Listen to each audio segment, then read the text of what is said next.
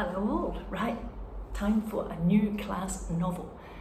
All year I'll read you class novels. Sometimes I might read them like this, sometimes I might read them in person, but I always think that having them up on the screen is quite good because you can see more easily, and also it means that real Miss Newbegin sitting at her desk somewhere, or sitting listening as well, is watching your interactions with me on screen, and also real life Miss Newbegin is also watching your levels of concentration, because me reading to you is about really enjoying the story, but also it's about being able to focus.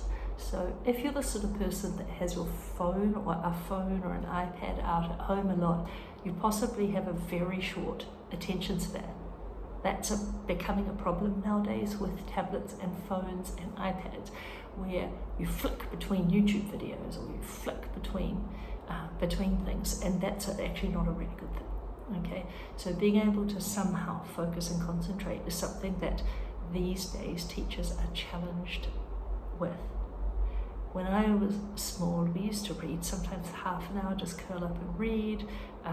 We'd watch one TV show and not get up and pause or flick between them, because when I was a little girl, there were 3 TV channels, right? So do you understand now with the tablet and everything, you have the control over starting and stopping and switching between them, that when we were little, we didn't have that control. So there was probably a better level of focus. So my challenge is to try and help you to increase your concentration span.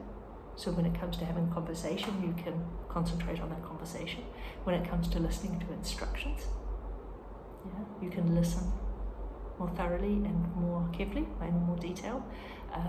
And when it comes to reading, writing, focusing on a science question, a maths question, if you're into gymnastics or swimming, listening to the instructor, focusing on what you have to do, okay? So that's something to think about, is having a level of focus. So getting somewhere comfortable when I'm reading to you, where you're not going to be distracted by friends, you're not going to be distracted by things around you. Think about what you've got in your hands, what do you need in your hands to focus, not to distract, but to focus.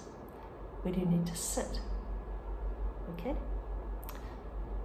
The other reason I read to you is just because it is actually really nice to storytell, okay?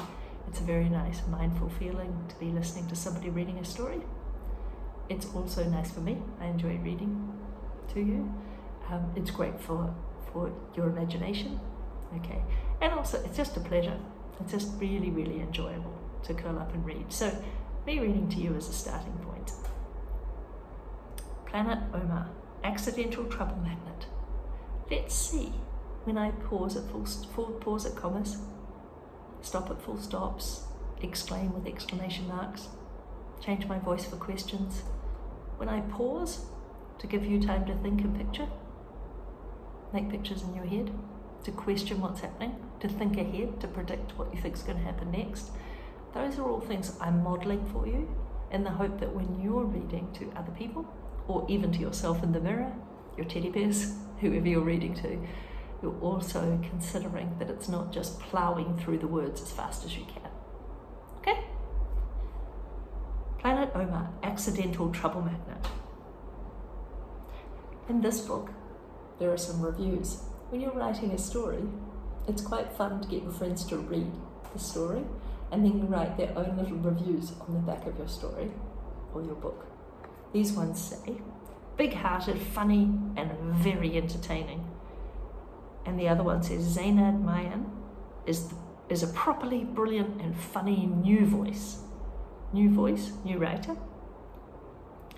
Me, Omar. My name is Omar, and this is my face. I have a huge imagination.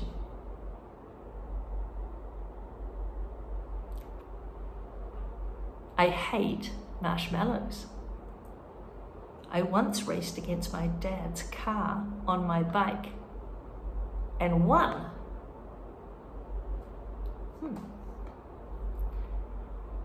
Isa, don't be fooled by this 3-year-old's innocent face. Isa can scream and cry louder than an ambulance siren. Bits of food can always be found in his hair. He plays with my stuff and makes it all sticky. I love him, but don't tell anyone. We all pretend to not like our siblings sometimes, but actually are the best thing in the world, really deep down inside. Miriam, she's 13 years old, but thinks she's 16. She knows 28 surahs from the Quran by heart, 28 of them. She was once caught hiding a stash of fondant fancies under her pillow. Now, when I read this, I don't know what a fondant fancy is, so somebody might be able to tell us. She loves to wind me up even more than she loves fondant fancies. Now, Mum doesn't know how to say no. She's a scientist. She's hardly ever seen without a coffee in her hand. This is what she looks like without her hijab on, when there are no men around who would be allowed to marry her if she didn't already have my dad. So already we know this family is Muslim. Dad has a beard because he's copying the greatest man who ever lived. I've never actually seen his face without it. He will never eat a beetroot. Also a scientist. Not too much hair left. He says it's because of his genes. G-E-N-E-S, not jeans. He rides a motorbike. Grandma tries to puncture the wheels because she doesn't think he's safe. Okay, turn and tell your reading partner and reading buddy 3 things that you've just heard. 3 things about 1, 2, or 3 of the characters. Ready? Go.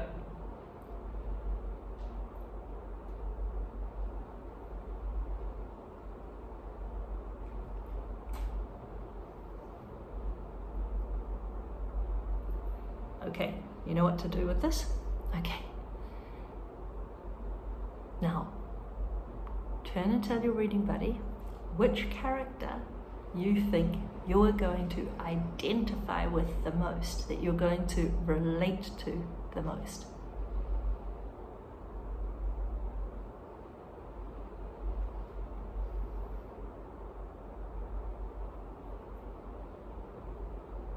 Okay, that was very quick. Turn and talk.